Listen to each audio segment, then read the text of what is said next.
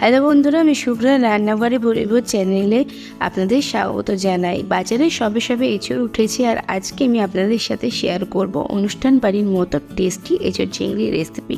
ঠিক কীভাবে বানালে এঁচড় চিংড়ির স্বাদটা হবে একদম অনুষ্ঠান বাড়ির মতো, সেই রেসিপিটাই আপনাদের সাথে আজকে আমি শেয়ার করব। চলুন তবে ঝটপট রেসিপিটা দেখে নেওয়া যাক।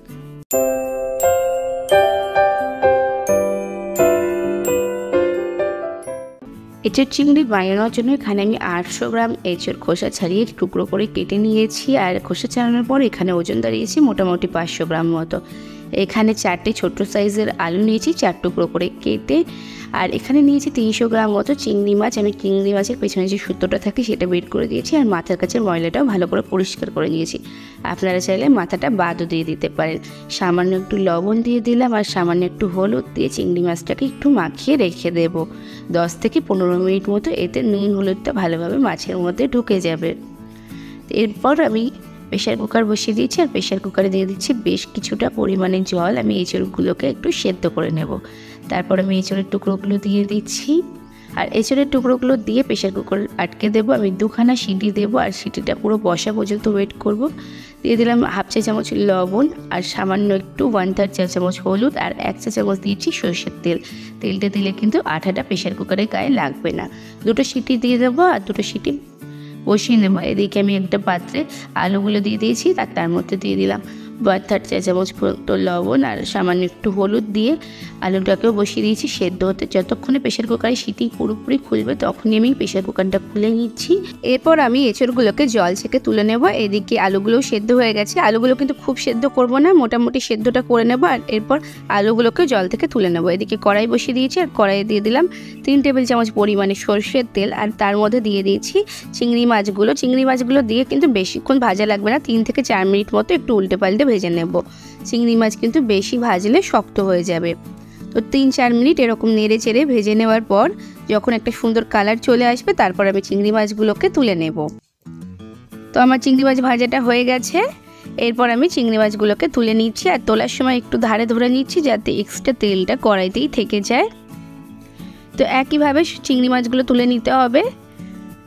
আর চিংড়ি মাছের এখানে আমি মাথাগুলো বাদ দিইনি, আপনারা চাইলে এগুলো বাদ দিয়েও দিতে পারেন। বাকি যে তেলটা আছে তাতে আমি আলুগুলো দিয়ে দিচ্ছি, সেদ্ধ করে রাখা আলুগুলো দিচ্ছি আর আলুগুলো দিয়ে একটু নেড়ে চেড়ে ভেজে নেব। 4 থেকে 5 মিনিট মতো সময় লাগবে আলুগুলো ভাজতে।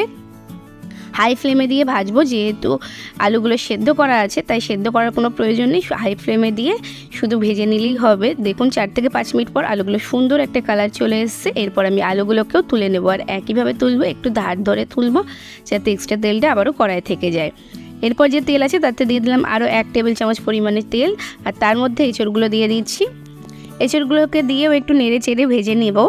এঁচড়ের যে একটা সেদ্ধ গন্ধ আসে সেটা কেটে যাবে একটু ভেজে নিলে, তার জন্য একটু নেড়ে চেড়ে ভেজে নিচ্ছি। এঁচড়ে কিন্তু যতই তেল দেবেন সবটাই টেনে নেবে, তাই আমি কম তেল দিয়েই করেছি। আপনারা চাইলে আর একটু বেশি পরিমাণে তেলটাও অ্যাড করতে পারেন বা ছ্যাঁকা তেলেও ভেজে নিতে পারেন। তারপর আমি এঁচড়গুলোকেও তুলে নিচ্ছি। যখন এঁচড়ের সুন্দর কালারটা এসে গেছে হাই ফ্লেমে দিয়ে 5 থেকে 6 মিনিট মতো ভেজে নিয়েছি। এরপর কড়াইটা পরিষ্কার করে আবারও তেল দিয়ে দিলাম 3 টেবিল চামচ পরিমাণে আর তার মধ্যে দিয়ে দিচ্ছি হাফ চা চামচ গোটা জিরে, কয়েক টুকরো দারচিনি, 3টে লবঙ্গ, 2টো এলাচ। এলাচগুলো আমি একটু ফাটিয়ে নিয়েছি আর তারপর 1 মিনিট মতো নেড়ে ছেড়ে ফোড়ন থেকে সুন্দর গন্ধ বেরোলে মাঝারি সাইজের 2টো পেঁয়াজ আমি মিহি করে চপ করে দিয়েছি আর পেঁয়াজটাকে একটু ভেজে নেব। 4 থেকে 5 মিনিট মতো একটু ভেজে নিলেই কিন্তু পেঁয়াজে একটা সুন্দর কালার চলে আসবে, পেঁয়াজটা বেশ সফট হয়ে যাবে। আমি হাই ফ্লেমে দিয়েই করছি কিন্তু রান্নাটা। তো পেঁয়াজটাকে একটু নেড়ে চেড়ে ভেজে নিচ্ছি আর এ পর্যায়ে দিয়ে দিচ্ছি 3-4 চামচ পরিমাণে আদা রসুন বাটা। আদা রসুন বাটাটা দিয়েও কিন্তু একটু নেড়ে চেড়ে মিশিয়ে নেব আর কষিয়ে নেব। আর তারপর দিয়ে দিচ্ছি 2 চা চামচ কাঁচা লঙ্কা বাটা।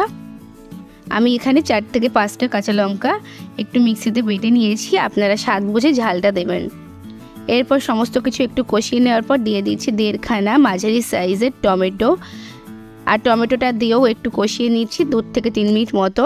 টমেটোটা বেশ সফট হয়ে আসবে। কষাতে কষাতে আমি কিছু গুঁড়ো মশলা অ্যাড করে দিচ্ছি। দিয়ে দিচ্ছি 1 চা চামচ ধনে গুঁড়ো, 1 চা চামচ জিরে গুঁড়ো, হাফ চা চামচ হলুদ, 1 চা চামচ লবণ। লবণটা কিন্তু আমি আগেও সেদ্ধ করার সময় দিয়েছি, তাই স্বাদ বুঝে দিতে হবে। 1 চা চামচ চিনি দিয়েছি। সমস্ত কিছু একটু নেড়ে চেড়ে মিশিয়ে নিচ্ছি আর এর মধ্যে অ্যাড করে দিচ্ছি 1 চা চামচ পরিমাণে কাশ্মীরি লঙ্কার গুঁড়ো। কাশ্মীরি লঙ্কার গুঁড়োটা কিন্তু আমি এখানে রঙের জন্য দিচ্ছি, ঝালের জন্য নয়। তো কাশ্মীরি লঙ্কার গুঁড়োটা দিলে কিন্তু খুব সুন্দর একটা রঙ আসবে, পুরো অনুষ্ঠান বাড়ির মতো।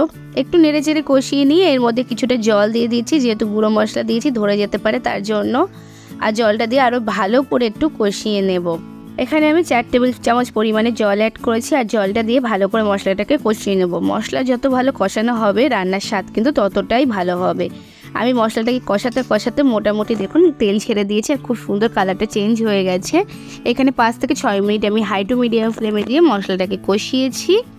তো এরকমভাবে কষিয়ে নিতে হবে। আর টমেটোটাকে কিন্তু আমি খুন্তি দিয়ে একটু ঘেটে ঘেটে দিয়েছি। মশলাটা যখন এরকম সুন্দর একটা রং চলে আসবে ঠিক তখনই আমি সবজিগুলো দিয়ে দিলাম। ভেজে রাখা সবজিগুলো দিয়েও একটু কষিয়ে নেব।